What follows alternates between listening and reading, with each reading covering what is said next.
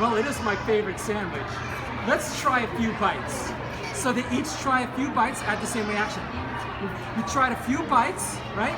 Until Gus says, we better put that away. So they eat about half of this, okay, about half. And then he puts it back away. They finish their mission. They come back to Earth, splash in the ocean. The Intrepid, the ship that you're standing on right now, is the recovery vessel, right? Now, we don't get to them right away. There's a couple of hours that they are in their capsule, up on the waves, down in the waves, up in the waves, down in the waves, okay? Do you know where I'm getting at? And I apologize for this next part, guys, all right? Okay, John Young is a Navy guy, and he knows it's just a matter of time before Gus Grissom, the Air Force guy, who does not have his sea legs, is gonna start to feel a certain way, okay? We've all felt this way. So of course, Gus Grissom says, man, I don't feel so good. I don't feel so good. And what do you think he does next?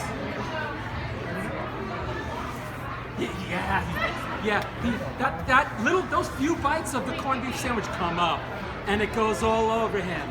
Now, John Young, sitting next to him, the Navy guy, starts to laugh. We got him. Until he realizes that the guy right next to him is puking, and he starts to feel a certain way, and he does the same thing. So they have themselves a nice bar fest in the Gemini 3 capsule, okay? Get the Alka-Seltzer out in case you guys are feeling that same way. When the divers from the Intrepid jump in and they open up the capsule, they have a sight, okay? So the astronauts say, hey, listen, can you give us a chance to jump in the ocean and wash ourselves off before we go up onto the Intrepid? We don't want to land in the helicopter, walk out onto the flight deck of the Intrepid, where the entire crew is lined up in their Navy whites, waiting to greet them and the captain. They're like, sure. So they jump into the ocean, they clean themselves off as best they can, but it doesn't get into the nooks and crannies.